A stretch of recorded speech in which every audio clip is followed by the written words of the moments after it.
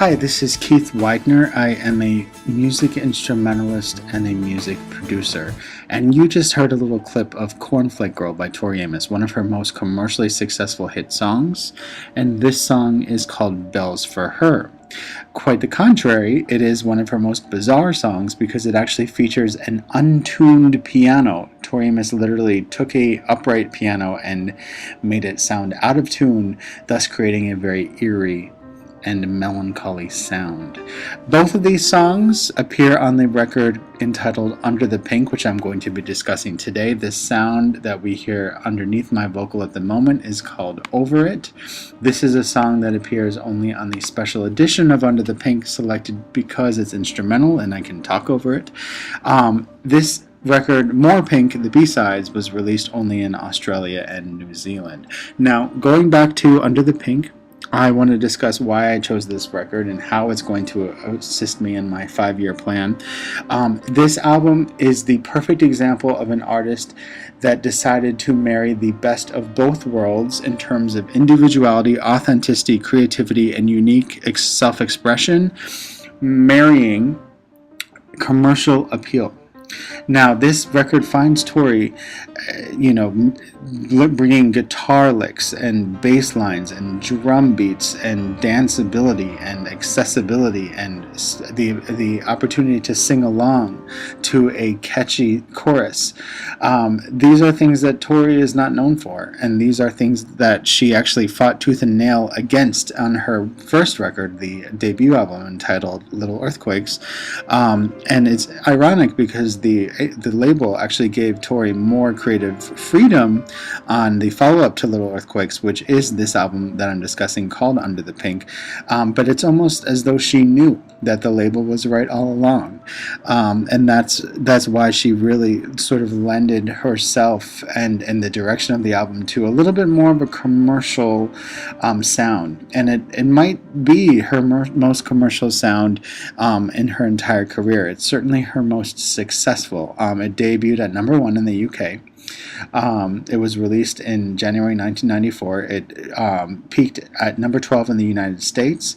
It has gone multi-platinum since then.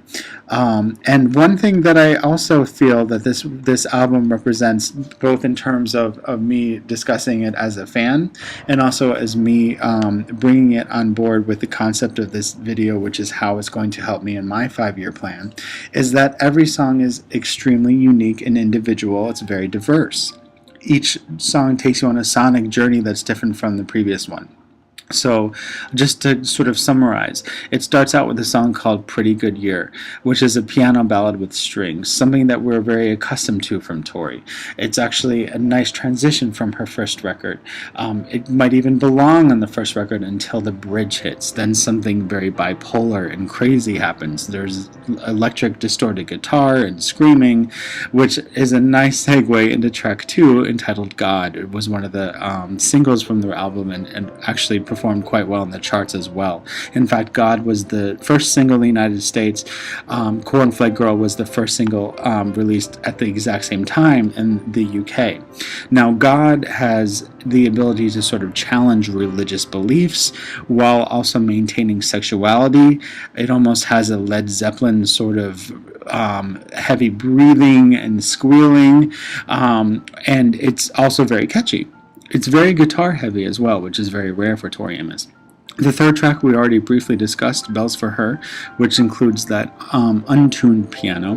Now, track 4 is quite interesting. It's called Past the Mission, and it's actually a reggae-sounding song featuring the vocals of none other than Trent Reznor. Now, you have to remember, this is an album that was released at the same time as Nirvana and Alice in Chains and Nine Inch Nails were hitting the top of the charts. I find it very humorous and ironic and playful that Tori picked Trent to do guest vocals on a song that is such a departure from the sound that he's known for. It's even a departure from the sound that she's known for, but in many ways it's like she's challenging gender roles, and she is introducing Trent to a more fun-loving, innocent, and happy identity. Now, as we go through the record, we hear a few other songs that are not too different from the previous record. We have Baker Baker and The Wrong Band. Those songs are both a ballad and a sort of Broadway tune. The seventh track, entitled The Waitress, explores electronic sounds and beats, the first time ever in Tori's career, and in many ways very groundbreaking for 1994. Now, track 8 is Cornflake Girl, one of her most successful records, and then the rest of the album explores a much more intimate, in-depth persona of the identity that we know and love as Tori Amos, the troubled, intense, emotional singer-songwriter that has had quite a successful career because of her authenticity and individuality, which is what inspires me every day. Thank you so much for listening.